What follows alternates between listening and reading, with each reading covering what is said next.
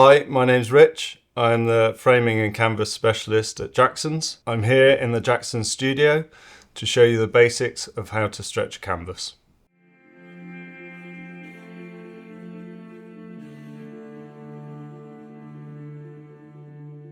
Let me run through some of the tools you will need for this job.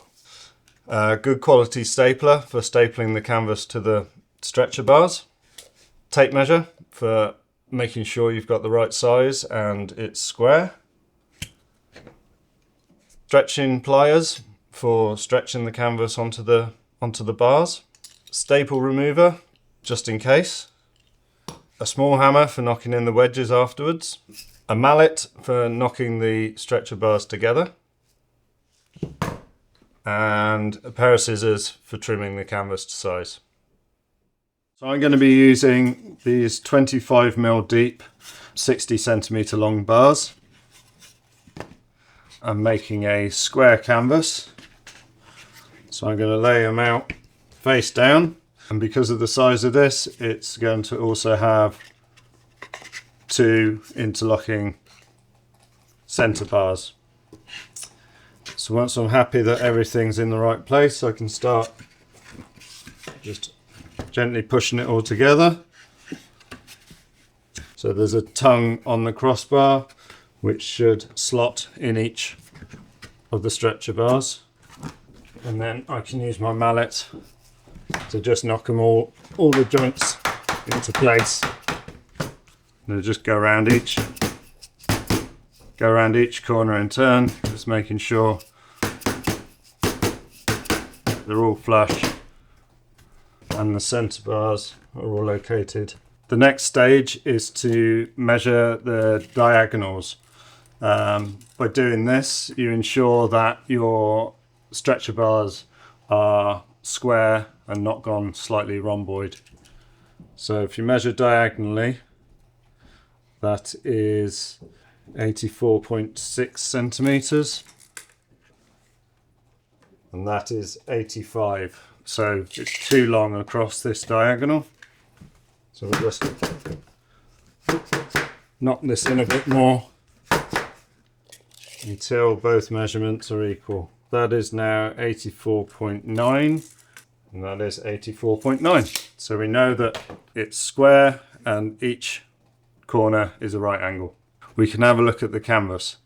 Here I've got a piece of CPC 10, which is a universal primed duck cotton. The best way I find to cut your canvas to size before you start stretching is to put the stretcher in the bottom corner of the canvas, and then you want to do a little bit of maths. So we take the depth of the bar and the width of the bar and times that by 2. So I've got 25mm plus 65mm, which is 90. And then I want a bit of extra so that I can catch it with the pliers when we're stretching. So I'm going to add another 20mm. So all in all, it will come to 22 centimeters. So I can measure from the outside of the stretcher,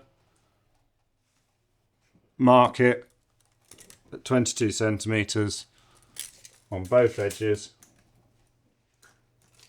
and then cut that out to size, and that will give you a pretty good cut piece of canvas, the correct size for stretching. We can start lining up the canvas onto the stretcher bars.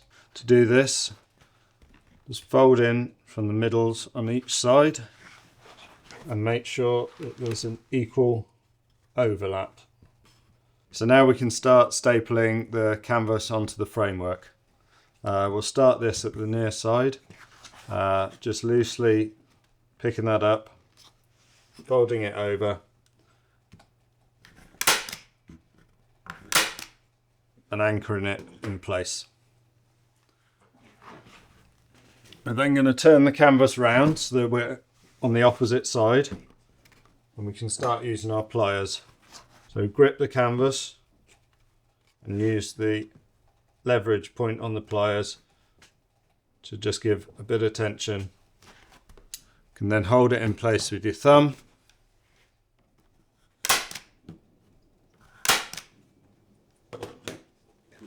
I'll work on the other sides.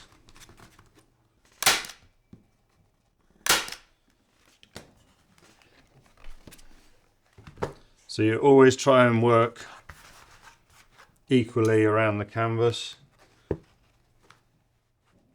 stretching from opposite sides and working out from the middle to the edge. That is it in position,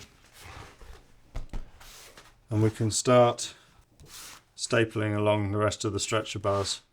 So now we've got all the middle points anchored into place. I find it good practice to have a look at the corners. So what I do is get the pliers and just stretch out from the center. And I'm just going to put a holding staple in that corner.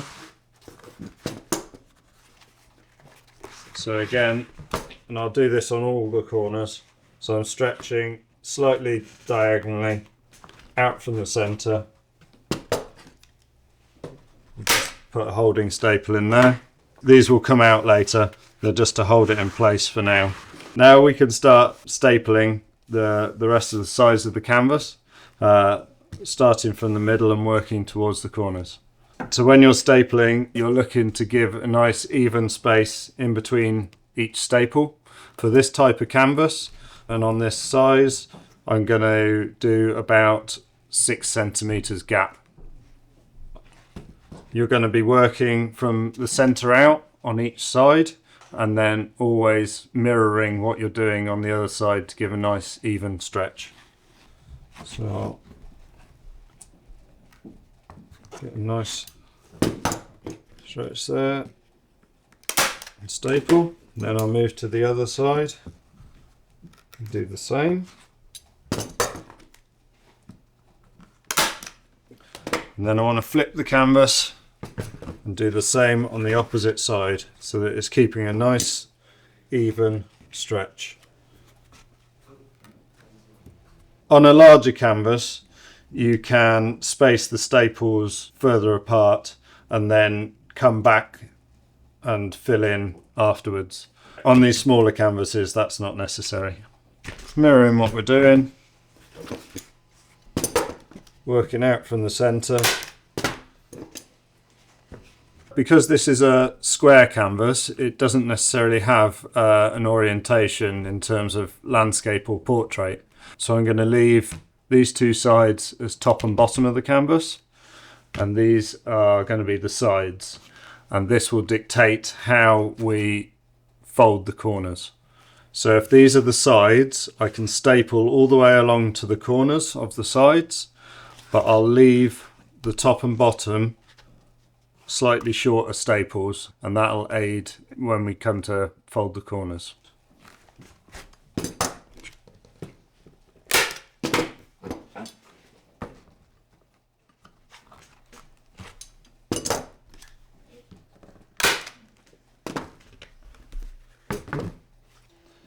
At this point, we can remove these holding staples in each corner. We can look to trim the back of the canvas. You can use a template or a measure for this. I just do it by hand, but just get a pencil, run it along using your hand as a guide on the stretcher bar. Give you a nice even line all the way around, ready for trimming. So with the top or the bottom of the canvas facing you, you're going to grab the corner and you're going to fold it round to make that edge parallel with the edge of the face of the canvas. And you're going to give that a good pull and a stretch to get tension into the corner. And then take your stapler and do a 45-degree staple into the corner. Now, with this flap, you fold that down. With this one, you fold along that 45-degree staple, up and over. Now this is where it gets a bit tricky. You have to line it up as neatly as you can so that the edge of the fold is kind of parallel to the edge of the stretcher. And then grab your pliers, pinch that fold and give it a good stretch. And then you're going to just staple that into place. You can then, because we didn't take these staples on the top and bottom all the way along, we can just finish those off now that we've got that fold in. So we come in and give a bit of a stretch there, and then I like to just give another 45-degree along that fold of canvas and one in the end just to hold it down that flap. So having a look at these corner folds, the way in which they fold is dictated by the orientation of the canvas, depending on whether it's landscape or portrait. So basically you want to end up with the side of the canvas being completely flat and plain, whereas the top and bottom, which you're less likely to see, has these little triangle folds showing.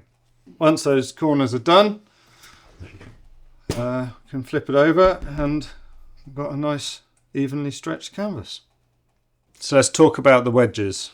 These are a tool which you can use to tighten the face of the canvas if it goes loose. So these wedges locate into the corners and also the crossbars, and then with a hammer you're just knocking them in, which in turn opens up the corner and expands the framework, creating a tighter canvas. That's how you stretch a canvas. Give it a go and see how you get on. If this isn't your cup of tea, we have a canvas building service and we can build it for you.